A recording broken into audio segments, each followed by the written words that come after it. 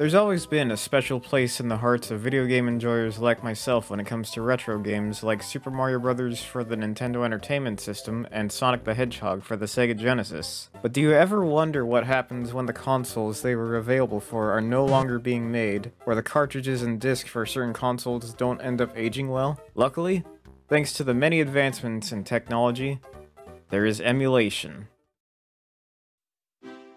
Now you may be asking, what is emulation? Well, to put it simply, imagine you played an old school video game many years ago and you wanted to continue experiencing the game many years later, but they've stopped making the console that it's available for and they no longer make the disc or cartridge for the game. It's been used as a tool from companies like Nintendo to allow people to play older games through virtual console purchases on the Wii Shop channel, as well as on the eShop for the Wii U and 3DS. And used by Sega to allow people to relive some of the Sega Genesis classics on PC and various modern-day consoles. It actually goes back even further than that. In fact, most of the emulators for a lot of these consoles originated from emulators on PC. That's where the majority of my experience with emulators had come from. When I was a kid, my dad used to play a lot of NES games on PC using an emulator called Nesticle. I never understood why it was named that way back then, but you could probably imagine my reaction to finding out what it actually meant years later.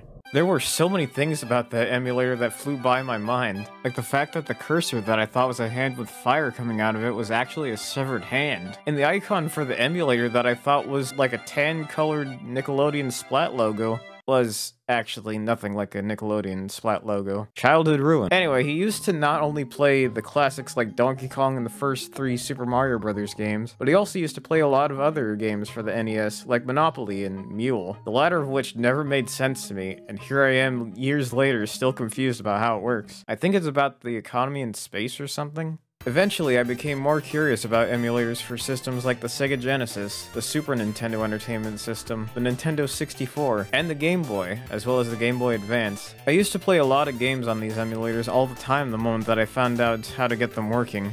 That is, until there was a bit of a scare I had received due to one of the PCs at home emulating a game that apparently the ISP didn't like. That ended up scaring me into deleting every single emulator and game file I ever had. It wasn't until I was more educated on the matter and realized that nobody has ever gone to jail for emulating a game. In fact, there's a large discussion on the internet questioning whether or not emulating or downloading ROMs are legal, but we'll be getting to that later on.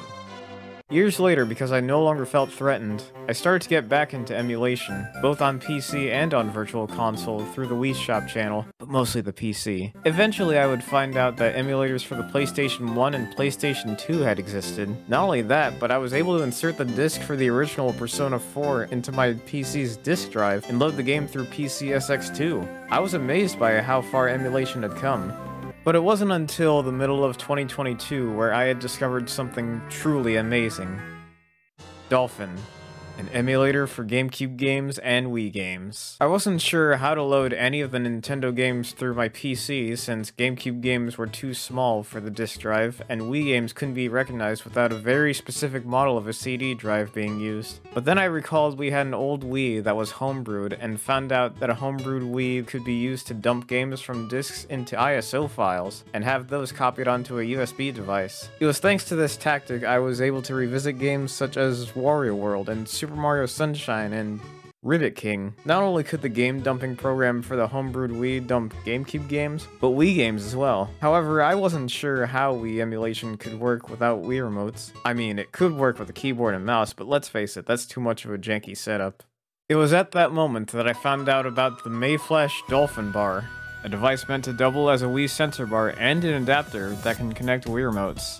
This allowed me to emulate Wii games with the kind of controller the game was made for. There would be a few issues here and there, like some motion controls occasionally not being registered and the speaker on the Wii remote ended up sounding crackly and delayed, make me want to keep it muted the whole time. But for the most part, the sensor bar did a great job allowing the Wii remotes to work with Dolphin. It even had a setting that can allow the Wii remote to work as a mouse for the PC. Sure, it's a bit impractical, but I think it's a neat feature. Plus, it can be useful for if you want to try to play an FPS with the Wii remote and nunchuck.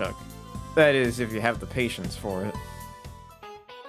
Eventually, I would find out through a video by Mudahar of Some Ordinary Gamers that emulators like PCSX2 and Dolphin had the option to change the resolution to make the game go from the usual 480p to 720p to 1080p, all the way up to 4K. What happened is because of the emulator, we were able to change the in-game rendering resolution to something higher than it even is presented on an actual PS4 or an Xbox One version of this game. This was very eye-opening to me, especially with the fact that Wii U games always looked pretty smooth graphics-wise, while Wii games on the Wii U were still stuck at 480p, giving it kind of a weird fuzzy look. Dolphin had a widescreen hack for games as well, but it wasn't always the most optimized. But hey, for people that like to play old games stretched to widescreen and are willing to put up with the glitches in the graphics, I'd say it's worth a shot. It may not be my cup of grapes personally, but if that's what you're into, I won't judge.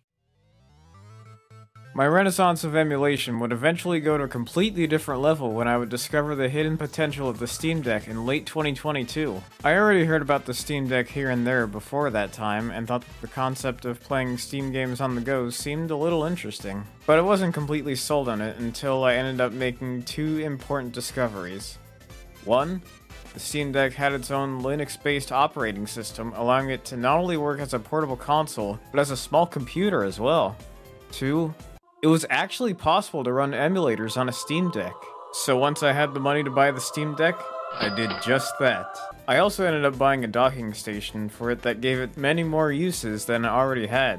It could be hooked up to a TV like a stationary console, and it came with 3 USB ports so I could plug in a mouse and keyboard, as well as a wireless receiver for Xbox controllers in case I wanted to play games on the Steam Deck using a TV. Or if I wanted to connect 3 more controllers in case anyone wanted to play not just Steam games, but 4-player Nintendo 64 games, GameCube games, and even Wii games. Sure, it might sound odd trying to get Wii games to work on the Steam Deck with the right controllers, but the Dolphin Bar can connect to it through the docking station since it uses a USB port, adding on to the many different uses the Steam Deck already had. So the Steam Deck was not only like a small computer and a console combined into one, it also had emulators for almost every single console. So it even has the potential to work as the ultimate emulation device as well. It may have costed a lot of money, but I consider it one of the best purchases I've ever made. Now, this is where I get into some complicated territory. For many years, there have been many discussions involving the question, is emulation illegal? I don't consider emulation itself to be illegal, as it is more of a utility to load older games on newer hardware. My understanding is that the topic has more to do with whether or not downloading ROMs or ISOs off the internet, which would fall under piracy, is illegal rather than emulators themselves. In fact, the whole topic can get into a bit of a legal gray area. Some would say yes because you don't own the rights to said game and are playing it without financially supporting the company that made it. Some would say no because the company isn't making more copies of the game anymore, making it hard to get the physical copy from the company themselves, leaving the only remaining options to either pirate the game or buy the game from a random guy on the internet, scalping the price of the game up to more than $100. I mean, look at what the market did to Ribbit King, for crying out loud. Different people will give you different answers to the question of whether or not it's okay to download ROMs or ISOs. If you want my personal opinion, I'm going to answer this question as honestly as I can. I don't know. Both sides appear to make valid points. Pirating a game would not be the best idea if it's already possible to buy the game officially, especially if the game is very recent. And that's no good. If a game is no longer officially being sold with the only other option to obtain the game being giving hundreds of dollars to some random guy on the internet without supporting the company, what other option is there? The main reason that piracy has existed the way that it does has usually been because of other services providing a better experience than what is officially available. Again, it's a complicated topic with an unclear answer, so it really depends on how you see it. With that being said, this has been the story of my emulation renaissance. If you liked hearing ramblings like this, feel free to leave a like, or a dislike if you ended up disliking it. Now, if you'll excuse me, I have a title to defend as the one and only Ribbit King.